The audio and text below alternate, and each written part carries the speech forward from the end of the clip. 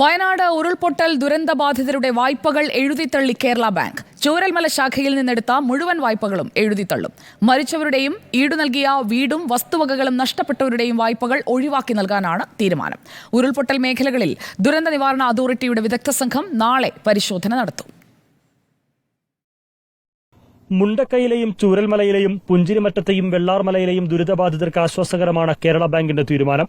ദുരന്തബാധിതർ ചൂരൽമല ശാഖയിൽ നിന്നെടുത്ത വായ്പകളാണ് കേരള ബാങ്ക് എഴുതിത്തള്ളുക. മരണപ്പെട്ടവരുടെയും ഈടു നൽകിയ വീടും വസ്തുവകകളും നഷ്ടപ്പെട്ടവരുടെയും മുഴുവൻ വായ്പകളും എഴുതിത്തള്ളും. ബാങ്കിന്റെ ഭരണസമിതി യോഗമാണ് ഇക്കാര്യം തീരുമാനിച്ചത്. 50 ലക്ഷം രൂപ മുഖ്യമന്ത്രിയുടെ ദുരിതാശ്വാസ നിധിയിലേക്ക് കേരള ബാങ്ക് നേരത്തെ നൽകിയിരുന്നു. നാളെ ദുരന്ത നിവാരണ അതോറിറ്റിയുടെ വിദഗ്ധ സംഘം ഉരുൾപൊട്ടൽ മേഖലകളിൽ പരിശോധന നടത്തും. ദുരന്തബാധിത മേഖലകളിലെ ആഘാതം സംബന്ധിച്ച് വിശദമായി പഠിക്കുന്ന സംഘം പ്രദേശത്ത് ഇനിയൊരു അപകട സാധ്യതയുണ്ടോ എന്നതും ഉരുൾപൊട്ടലുണ്ടായ മേഖലകളിൽ പുനരധിവാസം സാധ്യമാണോ എന്നതും വിലയിരുത്തും. പുനരധിവാസത്തിന് കണ്ടെത്തിയിരിക്കുന്ന ഭൂമിയിലെ ദുരന്ത സാധ്യത ഉൾപ്പെടെ സംഘം വിശദമായി പഠിക്കും.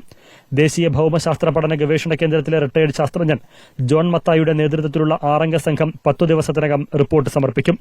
ദുരന്ത നിവാരണ അതോറിറ്റിയിലെ അഡ്വൈസറി കമ്മിറ്റിയുടെ നിർദ്ദേശങ്ങളും ശുപാർശകളും കൂടി പരിഗണിച്ചായിരിക്കും ടൌൺഷിപ്പ് ഉൾപ്പെടെ പുനരധിവാസ തീരുമാനങ്ങളിൽ സർക്കാർ അന്തിമ നിലപാട് കൈക്കൊള്ളുക. റിപ്പോർട്ടർ, വയനാട്.